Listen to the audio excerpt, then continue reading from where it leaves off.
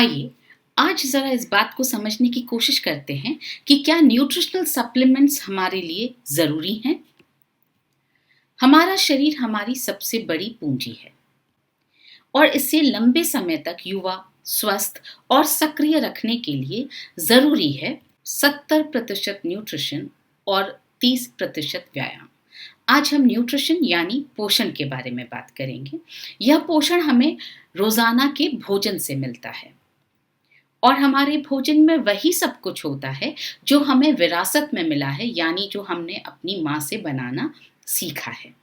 जो जीभ को भाया उसे हमने हमेशा गले लगाया, चाहे वो बिरयानी हो, मसाला डोसा हो, पूरी कचौड़ी हो, पिज्ज़ा हो, समोसा हो, जलेबी हो या लड्डू हो।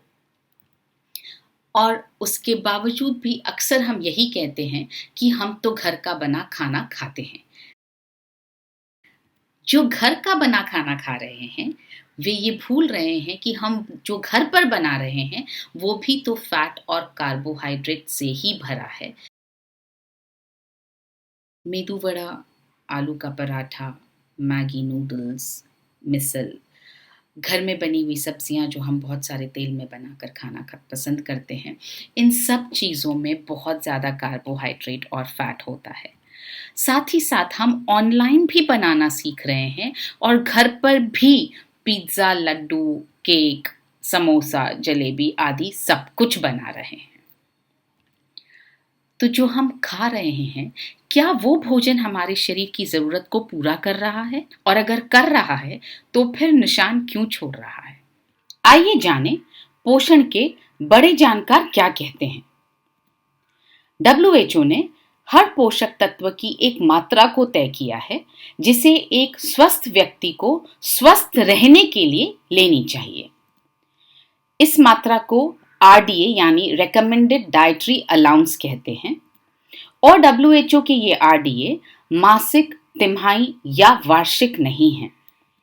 ये रोजाना के हैं, यानी स्वस्थ रहने के लिए हमें ये सारे पोषक तत्व RDA की मात्रा के अनुसार रोजाना लेने ही चाहिए। तो आखिर क्या है पोषण का सही फॉर्मूला? शरीर को सुचारू रूप से चलाने के लिए आवश्यक हैं 7 पोषक तत्व। पहला पानी, दूसरा फैट, तीसरा कार्बोहाइड्रेट, चौथा प्रोटीन, पांचवा विटामिन, छठा मिनरल्स और सातवां फाइबर।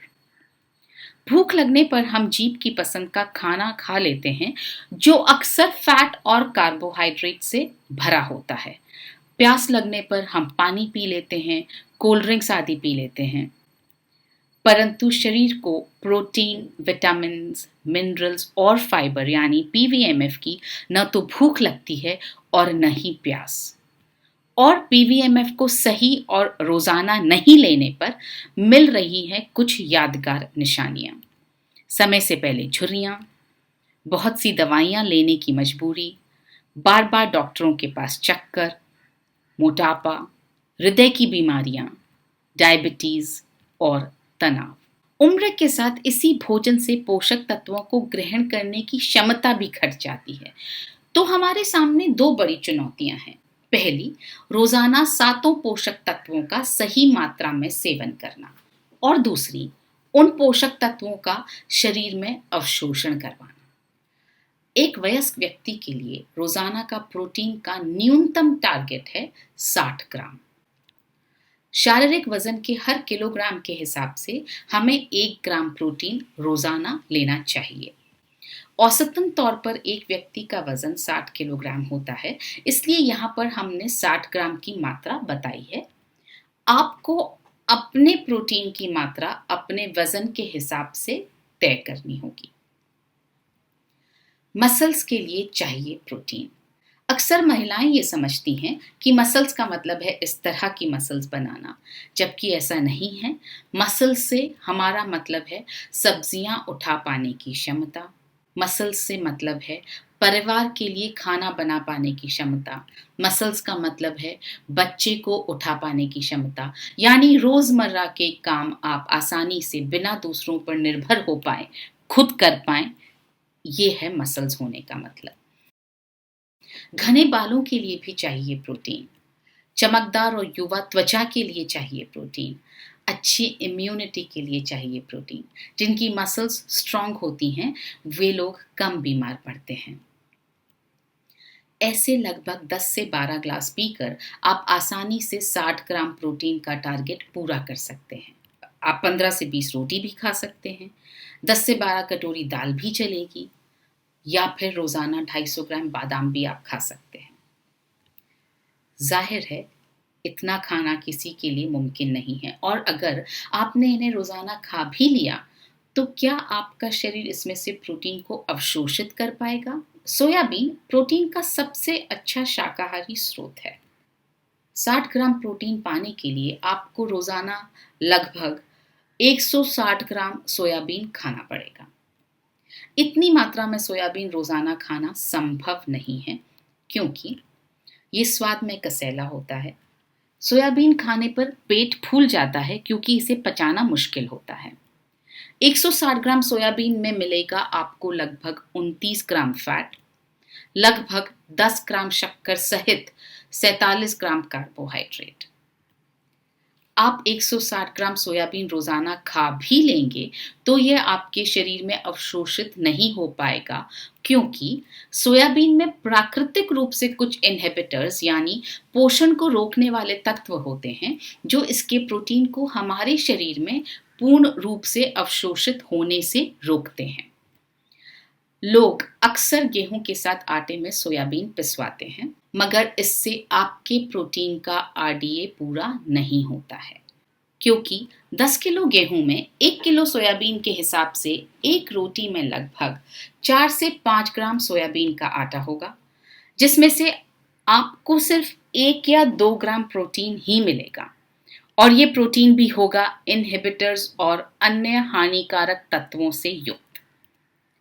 इसमें से कितना शुद्ध प्रोटीन आपके शरीर में अवशोषित होगा इसका अंदाजा आप स्वयं लगा सकते हैं। आईसीएमआर के अनुसार एक महिला के लिए रोजाना का आयरन का टारगेट है 21 मिलीग्राम। इतना आयरन पाने के लिए आपको लगभग 1 किलो पालक रोजाना खाना होगा। जाहिर है इतना पालक रोजाना खाना और उसे अवशोषित करना किसी के लिए भी संभव नहीं है। तो समस्या ये है कि एक पोषक तत्व को पाने के लिए हमें रोजाना बहुत सारा खाना खाना पड़ेगा। तो फिर समाधान क्या है? समाधान है न्यूट्रिशन विज्ञान। न्यूट्रिशन साइंस की मदद से खाद्य पदार्थों और पौधों में मौजूद पोषक तत्वों और फाइटोकेमिकल्स को उनके गाढ़े और शुद्ध रूप में एक्सट्रैक्ट किया जाता है। ये एक्सट्रैक्ट्स शरीर में बेहतर अवशोषित होते हैं, क्योंकि उनमें कोई भी बाधा पहुंचाने वाले तत्व और अशुद्धि नहीं होती है। न्यूट्रिशन साइंस द्वारा सोयाबीन में से सभी इनहिबिटर्स और दूसरे तत्वों को हटाकर आइसोलेटेड सोया प्रोटीन प्राप्त किया जाता है। ये आइसोलेटेड सोया प्रोटीन हमारे शरीर में काफी अधिक मात्रा में अवशोषित होता है। न्यूट्रीचार्ज कोको प्रोडाइट और न्यूट्रीचार्ज स्ट्रॉबेरी प्रोडाइट के हर सैशे से आपको मिलता है लगभग 15 ग्राम आइसोलेटेड सोया प्रोटीन। आपको रोजाना ऐसा खाना खाना चाहिए जिससे आपको बचा हुआ 45 ग्राम प्रोटीन मिल सके, या आप दिन में 2 बार न्यूट्रीचार्ज प्रोडाइट लेकर 30 ग्राम आइसोलेटेड सोया प्रोटीन प्राप्त कर सकते हैं, और बचा हुआ 30 ग्राम प्रोटीन आप अपने भोजन से प्राप्त कर सकते हैं। न्यूट्रिशन साइंस की मदद से विटामिन्स और मिनरल्स को उनके सबसे ज्यादा बायो अवेलेबल रूप में न्यूट्रिशनल सप्लीमेंट्स में डाला जाता है, ताकि वो हमारे शरीर में अधिकतम मात्रा में अवशोषित हो सकें, यानी एब्जॉर्ब हो सकें। आरडीए जितना आयरन आपको मिलता है एक न्यूट्रीचार्ज वुमेन टैबलेट में, और इसमें जो आयरन डाला गया है वो आयरन का सबसे ज्यादा बायो अवेलेबल रूप है, जिसे फेरस बिसग्लाइसिनेट कहते हैं। Nutritional supplements protein, vitamins, minerals और फाइबर के साथ साथ और भी कई पोषक तत्व प्रदान करते हैं। सूर्य की किरणों से, फलों और सब्जियों पर छिड़के गए पेस्टिसाइड से और बाकी कई कारणों से टॉक्सिन्स हमारे शरीर में प्रवेश करते रहते हैं और हमारी कोशिकाओं और ऊतकों यानी सेल्स और टिश्यूज को नष्ट करते हैं। एंटीऑक्सीडेंट से युक्त न्यूट्रिशनल सप्लीमेंट्स हमारी कोशिकाओं और ऊतकों को होने वाले इस नुकसान को रोक सकते हैं। जैसे न्यूट्रीचार्ज व्यू में मौजूद ल्यूटीन और जियाजेंथीन नीली किरणों से आंखों को होने वाले नुकसान को रोकने में मदद कर सकते हैं। न्यूट्रीचार्ज बायो एज के 72 पोषक तत्व और हर्ब्स शरीर को डिटॉक्सिफाई करने में मदद कर सकते हैं। कुछ ऐसे पोषक तत्व होते हैं जो हमारे शरीर की बुनियादी जरूरत है, मगर वे न तो हमारे भोजन से हमें प्राप्त होते हैं और न ही हमारा शरीर उन्हें बना पाता है। ऐसे पोषक तत्वों की जरूरत हम न्यूट्रिशनल सप्लीमेंट्स द्वारा ही पूरी कर सकते हैं। जैसे न्यूट्रीचार्ज वेज ओमेगा द्वारा हम अपनी ओमेगा 3 की जरूरत को पूरा कर सकते हैं। इसी तरह विटामिन B12 एक ऐसा विटामिन है जो शाकाहार में नहीं मिलता है और इसे न्यूट्रिशनल सप्लीमेंट द्वारा ही लिया जा सकता है। न्यूट्रीचार्ज मैन और न्यूट्रीचार्ज वुमेन की हर टैबलेट में है RDA जितना विटामिन B12। कुछ ऐसे पोषक तत्व और हर्ब्स होते हैं जो इम्यूनिटी बढ़ाने में मदद करते हैं। ऐसे पोषक तत्वों और हर्ब्स को सही अनुपात और सही इंग्रेडिएंट मिक्स के साथ ही लेना चाहिए, जैसे Nutricharge S5, Nutricharge man, Nutricharge women. तो इस तरह हमने समझा कि उत्तम सेहत और बीमारियों की रोकथाम के लिए हमें न्यूट्रिशनल सप्लीमेंट्स लेने चाहिए। ये न्यूट्रिशनल सप्लीमेंट्स हमारे भोजन का ही हिस्सा हैं। जो चीज़ हमें भोजन से नहीं मिल पा रही है वो हमें न्यूट्रिशनल सप्लीमेंट्स प्रदान करते हैं। हम में से बहुत से लोगों को लगता है कि न्यूट्रिशनल सप्लीमेंट्स लेना ज़रूरी नहीं है। जल्दी क्या है, हमारे शरीर में होने वाले बहुत सारे बदलावों को पलटाना मुमकिन नहीं है। नियमित, उचित और पर्याप्त व्यायाम न करने और न्यूट्रिशन न लेने से मसल्स की प्राकृतिक गुणवत्ता और ताकत यानी मसल्स की क्वालिटी और उनकी स्ट्रेंथ दोनों घट जाते हैं और उन्हें वापस प्राप्त करना कठिन हो जाता है और बढ़ती उम्र में तो और भी कठिन हो जाता है। हमारा रेटिना यदि क्षतिग्रस्त हो जाए तो उसकी क्षति को पलटाया नहीं जा सकता है।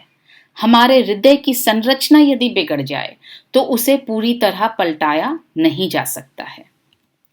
हाँ, हमारे शरीर में बहुत सारे बदलावों को होने से रोका जरूर जा सकता है और इन बदलावों को होने से रोकना सही और पूरे न्यूट्रिशन के सेवन और उचित व्यायाम से ही संभव है।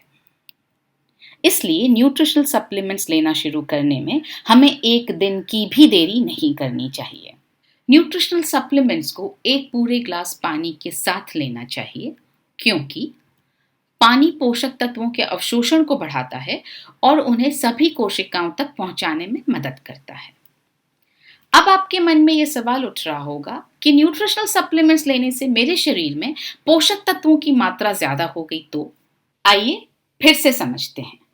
WHO ने हर पोषक तत्व की एक मात्रा को तय किया है जिसे एक स्वस्थ व्यक्ति को, यदि वो स्वस्थ रहना चाहता है, तो उस मात्रा को लेना ही चाहिए। न्यूट्रिशनल सप्लीमेंट्स आपको RDA की ओर ले जाने में मदद करते हैं, यानी पोषक तत्वों की उस मात्रा को लेने में मदद करते हैं जिससे आप स्वस्थ हैं तो स्वस्थ बने रह सकते हैं। अतः सही मात्रा में लेने पर इनसे नुकसान होने की संभावना नहीं है। ये RDA तो सिर्फ शरीर की रोजाना की देखभाल करने के लिए जरूरी हैं। बहुत से अध्ययनों से पता चला है कि बीमारियों की रोकथाम के लिए RDA से काफी ज्यादा मात्रा में पोषक तत्वों की जरूरत होती है। WHO ने RDA के साथ UTL यानी अपर टॉलरेबल लिमिट को भी तय किया है, यानी पोषक तत्वों की वो अधिकतम मात्रा जो रोजाना ली जा सकती है। आप पोषक तत्वों को बिना किसी नुकसान के UTL की मात्रा तक ले सकते हैं। तो इस तरह हमने समझा कि न्यूट्रिशनल सप्लीमेंट्स द्वारा हम न सिर्फ सही और उचित मात्रा में protein, vitamins, minerals, fibre, antioxidants, omega 3, vitamin B12 आदि सारे पोषक तत्व ले सकते हैं, बल्कि उन्हें अपने शरीर में ज्यादा से ज्यादा अवशोषित भी करवा सकते हैं। तो इस तरह से हमने आज जाना कि स्वस्थ जीवन का राज छुपा है 70% पोषण यानी न्यूट्रिशन में और 30% व्यायाम में। तभी जिंदगी आपको देगी पूरे 100 नंबर।